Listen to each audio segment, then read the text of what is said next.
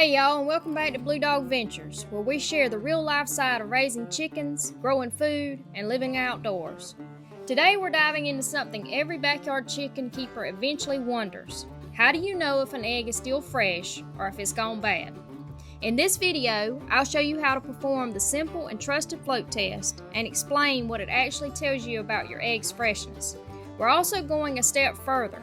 I'll walk you through how I candle my eggs using just a flashlight to check for hairline cracks that you might not even see with the naked eye.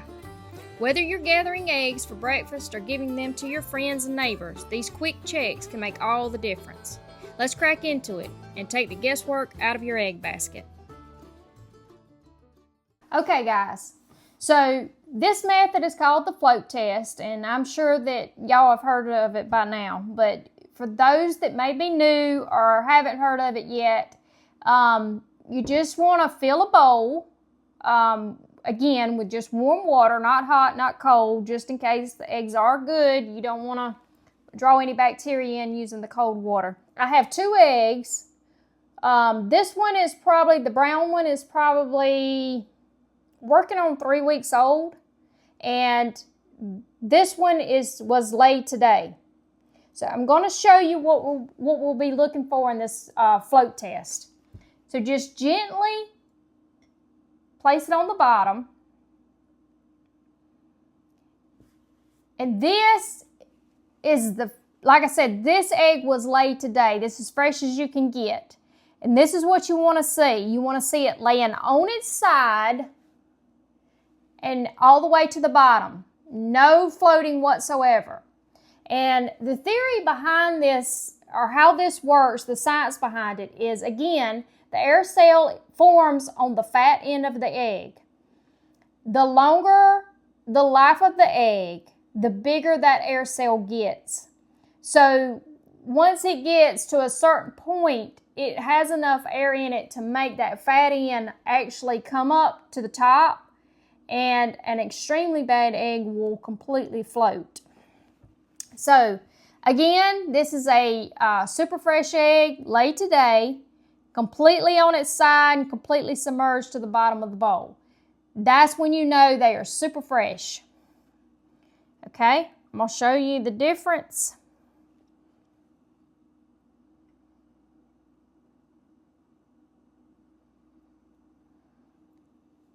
Okay, you see this egg standing on its end, and it's standing on the pointy end, and the fat end is reaching toward the surface of the water, which is where the air cell is. So we know that this egg has a much larger air cell. The larger the air cell, the older the egg, because over time that egg draws air in from the pores of its shell. And this is what causes them to float. The bigger the air cell gets, the more that fat end will come up. So this is the progression. Flat, and then the bigger that air cell gets, the more it's going to stand, and that air cell is going to rise to the top of the water. If that egg, I don't have one old enough to show you guys, but if that egg completely floats or it's not touching the bottom of the bowl whatsoever, that is a bad egg. Do not crack it in your kitchen. Just take it outside, throw it in the woods, whatever you need to do to discard it. But that egg is no longer any good. But that's how you can tell the freshness. When you're hatching eggs, and as the life of the egg in nature, that air cell is in that egg to provide the chick air to breathe in this egg. So the closer it gets to hatch, hence the older the egg gets, the bigger the air cell is going to get. When the hen first lays that egg, if you were able to watch a hen lay an egg and you take it inside and candle that egg, there's no air cell whatsoever. It has not formed yet. This is something that takes time, and it progresses and it grows larger and larger the longer the life of the egg. Another thing you want to watch for on proper handling is cracks. I'm going to show you another little trick that I always use, especially on eggs that I give away to my neighbors or give away to friends and family, because I have a fear of passing bad eggs onto somebody, and not because they're not fresh, but if there's a lot of times that these eggs will get a hairline crack or a hairline fracture in the shell that we cannot see with our naked eye. And this breaks that barrier, that protective barrier, and bacteria seeps in. So it can be, this egg that was laid today can have a hairline crack, and by the end of the week, this egg is full of bacteria.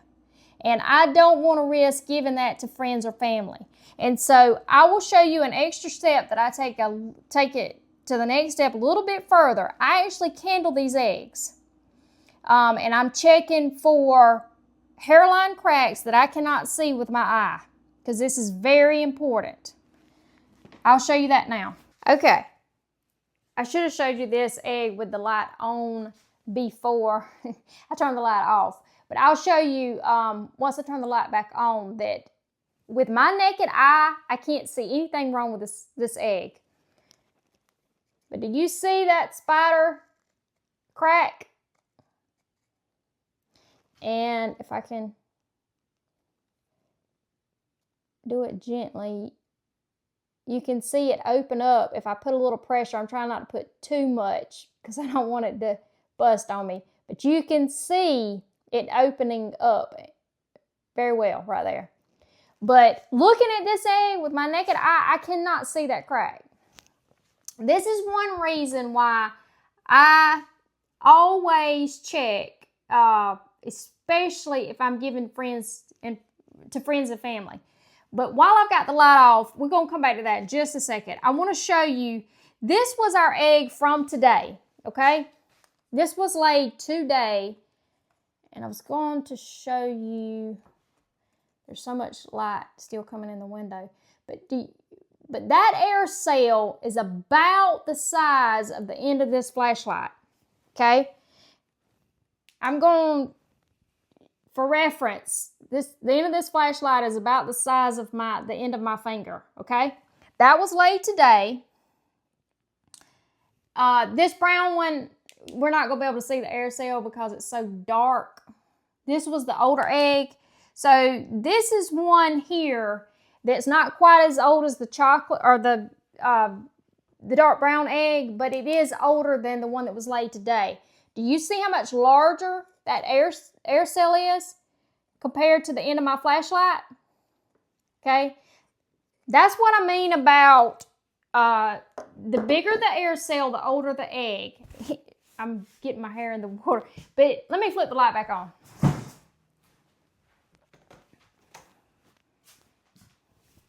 So if you can candle, this is my little pocket flashlight that I use for my eating eggs to candle to check for cracks. Now, on my hatching eggs and incubating the eggs, I have a candling light built into my incubator, and I use that. But just any simple little flashlight will work for this. But I strongly suggest that you do this if you're giving eggs away. The reason I don't do them for the ones that I'm eating per se, I do sometimes, is because this is my other tip. Always, and you'll see this in some of my baking videos, like where I bake pound cakes and stuff. If you've already seen that, you know that I am adamant about cracking eggs, single eggs, into a separate bowl. I always do this. I don't care if I'm cooking breakfast and I'm making scrambled eggs. I do them one at a time. I usually do them in a little small, these are my little egg bowls. They're just small little plastic bowls, but no matter what I'm doing, if I'm baking and a cake's calling for 6 eggs, or if I'm cooking scrambled eggs for breakfast for the family, and I'm using 10 eggs to make a big pan of scrambled eggs, I crack every one of them individually. Number one, I'm terrible about getting shells. So just one egg and one tiny shell is a lot easier to fish out of this little tiny bowl than it is the big pan or my whole recipe of a pound cake. Number two, I'm visually looking and smelling that egg to make sure that it's A-okay. But that's just because I deal with chicken eggs, fresh yard chicken eggs every day. And like I say, let me back up a minute on this too. This egg that had the hairline crack, I don't care if it was laid today. I don't care if it was laid 5 minutes ago. I'm not going to eat this egg because once that hairline fracture, then the egg is compromised. That barrier, the protective bloom, because you saw when I spread or put pressure on that egg that it has a complete entry into the egg. Do not eat those eggs. Just throw them in the woods, discard them however you may, but do not risk eating those eggs. If you see a hairline crack, throw it out. But anyway, I hope you guys got something out of this video, and I hope it may have educated you on some level, somewhere along the lines. And if so, please consider hitting that like button and possibly subscribing, because we're always giving chicken info on the Chicken Lady playlist. You can follow along. But this channel has, we're a little different than everybody else because we cover a lot of ground with our channel. We do cooking, we do hunting, we do fishing, we do a lot of catfishing, we do gardening, we do camping. We do a lot of things. This is our life, and we try to share it with you guys. So check out our channel. Go to our playlist. I try to keep everything very categorized for that reason, because it may be that you have no interest whatsoever in hunting and fishing, but you're here because of the chicken information. In that case, just stay on the chicken playlist. But like I say, we have a lot, and also I have a egg handling instruction template.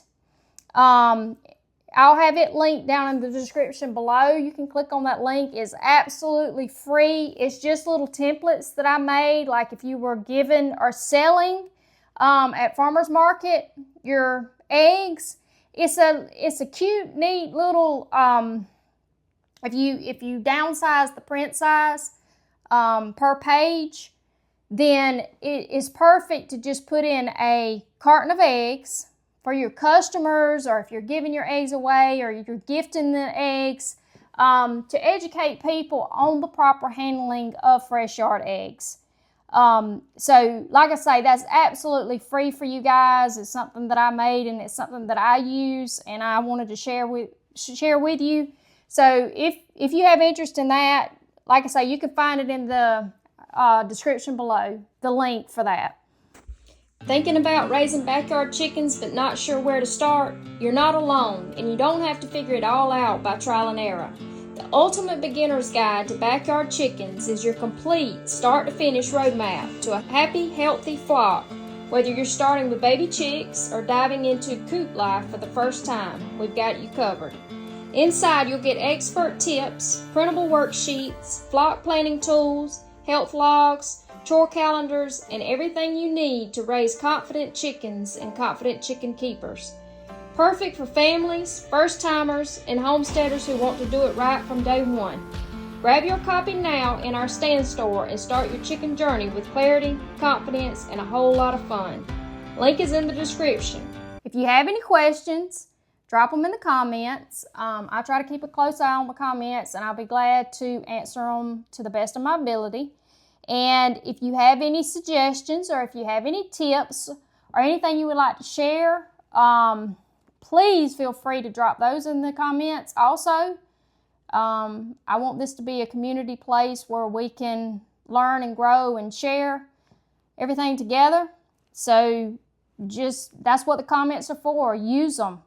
We'll pass information back and forth. If you're in need of nest box bedding for cleaner eggs, check out this video right here to see what I use from my nest boxes. See you on the next one, guys. Thanks.